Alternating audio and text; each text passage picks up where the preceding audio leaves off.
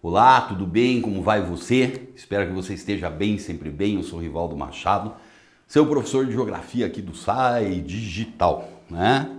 Hoje nós vamos aí conversar um pouquinho sobre realidades brasileiras e, para ser mais específico ainda, nós vamos falar um pouco a respeito dessa urbanização brasileira, suas características. Só lembrando você, esse conteúdo está presente lá na frente B do seu material didático, né? Urbanização, sempre tema importante, né? E nós vamos procurar ver algumas características aí, principalmente dessa urbanização mais voltada para a realidade brasileira, certo? Então, o que nós encontramos aqui? Hoje, sem sombra de dúvidas, nós falarmos em urbanização é um ponto importante. Por que é um ponto importante? Porque basicamente nós acabamos encontrando que a urbanização brasileira, que ela surge muito recentemente, e nós vamos ver que é um processo muito acelerado, criou gigantescas cidades no Brasil, né? E o que acontece com essas cidades? Essas cidades, muitas vezes, ou na maior parte das vezes, quanto maior a sua extensão, o seu tamanho, maior é a quantidade de problemas que essa cidade tem, os famosos problemas urbanos. Então nós vamos começar hoje a entender um pouquinho a realidade dessa urbanização aí, né?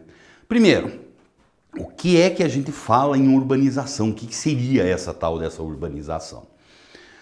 Essa urbanização, ela é um processo de um crescimento das cidades, que ela acontece num ritmo mais acelerado que o processo na região rural. Então a população urbana crescendo mais do que a rural. Quando que nós podemos dizer que tem uma origem a urbanização no Brasil? Alguns autores vão chamar a atenção assim, ó, para aquelas primeiras vilas que surgem no Brasil, ainda no Brasil colônia. E essas primeiras vilas que elas surgem ainda no Brasil colônia, a gente nada vai tratar de ter como esse aspecto aí das grandes metrópoles que nós encaramos nos dias de hoje. Então essas primeiras vilas elas vão ter principalmente uma função no Brasil, que era uma função de proteção do nosso território, né? Então o português chegou aqui, aquele litoral gigantesco, como é que ele ia proteger isso aqui, colocar um guarda a cada quilômetro? Não ia ter como, né? Então você tinha alguns caminhos naturais, que eram os rios que facilitavam a entrada, a invasão desse continente. Então se você estabelecesse ali pequenos povoados, o que acabaria acontecendo? Acabaria acontecendo que eles teriam essa função de proteger também. Opa, não vai entrar aqui não, né? Só que há também chegar ao ponto de dizer que isso é, por assim dizer, a primeira ideia de urbanização no Brasil, não. Esses primeiros povoados, essas primeiras vilas, elas vão fugir muito dessa concepção do urbano que nós temos hoje em dia, né? Porque a concepção do urbano que nós temos hoje em dia muitas vezes está relacionado com prática econômica urbana típica. Então, enquanto nós temos que o rural ele tem uma relação muito íntima com o setor primário da economia, com a produção dessas matérias-primas, o setor urbano ele é o quê? O setor que surge, que cresce, que tem um advento muito grande a partir da Revolução Industrial, e essa indústria, e mais tarde a presença dos serviços também, sem sombra de dúvidas vão ser uma marca muito grande, um aspecto muito significativo, onde você acaba percebendo que a partir dessa ideia, me desculpe, é que você pode definir o que seria um urbano, né? Um espaço urbano. Não mais aquelas antigas formas que nós tínhamos de classificação, que elas tratavam de fazer o quê? Que elas tratavam de fazer basicamente a partir do número de pessoas. Não funciona assim mais, não dá, né? Então o que nós acabamos percebendo? Acabamos percebendo que esse urbano no Brasil seguiu exatamente as mesmas regras. E essas regras consistiram no quê? Nessa relação muito íntima com o nosso processo de urbanização. Nós podemos dizer que o grande salto da urbanização relacionado com a indústria no Brasil se deu sem sombra de dúvidas a partir de 1930. A crise da economia cafeeira, ela desmontou toda uma estrutura agroexportadora brasileira, né? Uma estrutura que ela era baseada no poderio, por assim dizer, também de uma elite formada basicamente por grandes proprietários rurais, grandes latifundiários. Então essa mudança de 1930, fim da economia cafeeira, e o advento da chamada Revolução Industrial Brasileira tratou de fazer o quê? Tratou justamente de criar o nosso processo de urbanização. Trouxe esse advento da indústria. E a indústria, como você muito bem sabe, ela tem essa característica de fazer o quê? Por ela trazer um maior aproveitamento do espaço geográfico, um número maior de pessoas consegue sobreviver a partir de um espaço menor, a tendência natural dessas pessoas é viver em volta da indústria, né? Então é por isso que você tem essa relação tão íntima entre industrialização e urbanização. Vamos pensar assim então? Que o nosso grande salto em direção da urbanização brasileira se deu a partir de 1930, sem sombra de dúvidas. Só que aqui nós temos um probleminha.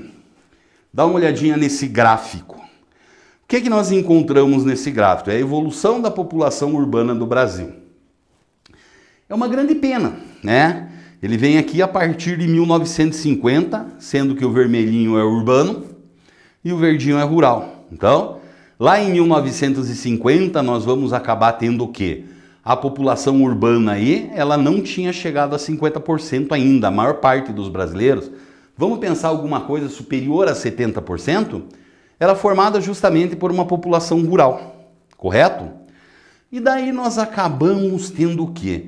Nós acabamos sendo que, essa curva de crescimento da população urbana, ela é uma curva de crescimento que ela acontece numa velocidade muito rápida, onde se tem uma previsão, se faz um levantamento, que aproximadamente por volta do ano de 1965 é que nós acabamos tendo o quê?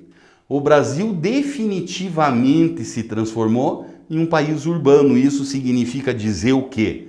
Isso significa dizer que mais de 50% dos brasileiros passaram a viver em cidades. Tá? Então a primeira coisa que eu quero que você perceba, que fique justamente na sua ideia aí, é isso. O processo de urbanização brasileiro, ele foi um processo que ele aconteceu numa velocidade muito acelerada. Foi tudo muito rápido, né? E o que acabou acontecendo? Acabou acontecendo que devido a isso, se a Europa levou lá mais ou menos para atingir os mesmos índices a partir da Revolução Industrial, 150 anos, 200 anos em alguns casos, a gente fez isso aqui em 40. Nossas cidades cresceram numa velocidade gigantesca, principalmente as suas periferias. Elas cresceram com problemas muito grandes. E esses problemas, eles estão diretamente relacionados com o quê? Com as áreas periféricas que cresceram sem estrutura, gerando problemas e diminuindo a qualidade de vida da população urbana brasileira. Correto? Tudo bem? Só que essa questão de problemas urbanos nós vamos ver lá para frente. E daí o que nós temos aqui, Ela é uma população que ela vem crescendo, ultrapassa facilmente aí os 80%, e se faz uma previsão atualmente que mais de 85%, esse já é um número que apareceu no censo de 2010 dos brasileiros, está vivendo em cidades. É inconcebível. Não dá para pensar essa realidade. Talvez você imagine uma realidade de 85% da população vivendo em grandes centros urbanos, talvez aonde? Talvez nós encontramos essa realidade em países europeus. Mas num país de imensidão territorial como o Brasil, que parte significativa das regiões brasileiras, elas ainda não apresentam uma densidade demográfica, um contingente populacional significativo, onde você tem uma quantidade muito grande, por exemplo, de terras agrícolas férteis que não estão sendo ocupadas. E o que acontece com essa população? Ela acaba se apinhando aí nas grandes cidades. Então esse é um processo que ele é um processo muito significativo. O que nós acabamos percebendo também? Nós vamos acabar percebendo aí que dentro dessa ideia aqui, esse processo de urbanização que eu acabei de falar de você para um país gigantesco, ele é um processo de urbanização que se apresenta de diferentes formas nas diferentes regiões brasileiras. Então esse quadro que nós temos aqui, essa tabelinha, vai mostrar muito bem para você como é que funciona essa ideia. Por exemplo, olha lá, ó, nós encontramos aqui na região norte do Brasil em 1980, era metade da população, mais ou menos 50%, vivendo aonde? Nas cidades. Chegou a 73, Nordeste de 50 a 73, Sudeste de 82 para 92%, né? Elevadíssimo. O Sul de 62 para 84, Centro-Oeste de 70 para 88, né? Então esses números eles acabam acontecendo que eles são o quê? Uma velocidade de evolução gigantesca, né? Isso foge a qualquer regra, tá? E também é muito interessante quando a gente estuda essa tal de urbanização, a gente pensar na velha e boa hierarquia urbana, que sempre lá no nosso vestibular, no nosso Enem, insiste em aparecer a questão, insiste em aparecer a questão. Lembrando aquela coisa clássica, né? O que nós encontramos aqui então? Primeiramente, o que seria essa hierarquia urbana? A hierarquia urbana não é nada mais, nada menos do que você tratar de pensar assim, ó. As cidades, elas apresentam diferentes funções e seu raio de ação sobre o espaço é diferente também. Por que a gente utiliza esse termo hierarquia? Porque a ideia mesmo do militar, do exército, né? O general nunca se comunica lá com o soldado. O soldado se comunica com o cabo com o tenente com o capitão e assim vai, né? Acho que eu esqueci alguma coisa no meio, que eu não sou nenhum especialista também. Tem o sargento aí que eu esqueci dele. Bom, vamos lá. Então o que nós temos aqui, ó? Nós temos justamente que existia um esquema clássico dessa relação. A metrópole nacional, ela vai influenciar a regional, o centro regional, a cidade local e a vila, né? Então não existia uma relação entre metrópole nacional, por exemplo, e vila. Hoje em dia nós sabemos que existe uma nova perspectiva a respeito disso, né? Então essa nova perspectiva, um esquema mais contemporâneo, por assim dizer, ele vai mostrar qual realidade é aí. Que a tal da metrópole que estaria lá no topo da hierarquia, ela tem uma relação direta com as demais formações urbanas, né? E ela influencia as demais, mas ela é influenciada também diretamente, né? Então é assim que funciona. E para a gente hoje pensar em encerrar a nossa conversa aqui, isso aqui é a chamada hierarquia urbana brasileira, certo? Cuidado com esse mapa, cuidado com a ideia que nós temos nele aí. Por que eu peço um cuidado para você muito grande? Porque nós vamos ter lá, ó, grande metrópole nacional. Então, sem sombra de dúvidas aí, São Paulo é a maior delas e que tem uma influência sobre todo o Brasil. Daí nós temos o quê? Nós temos as metrópoles nacionais, Porto Alegre, Curitiba, Rio de Janeiro, Salvador, Recife, Belém e Manaus. E daí nós vamos ter um conjunto muito grande de outras cidades, tá? Tomar um cuidado muito grande nessa hierarquia, porque essa hierarquia ela está também direcionada e relacionada com a questão das redes urbanas no Brasil.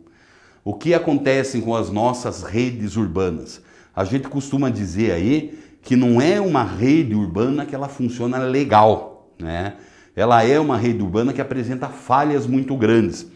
Porque geralmente essas cidades que elas apresentam-se aí como metrópoles nacionais, metrópoles regionais, nós acabamos sendo o quê? Elas, além de tudo, elas são também o centro que se apresenta uma quantidade muito grande de serviços para a população, certo? Então você pega assim, uma grande cidade, a grande metrópole nacional, como é o caso de São Paulo.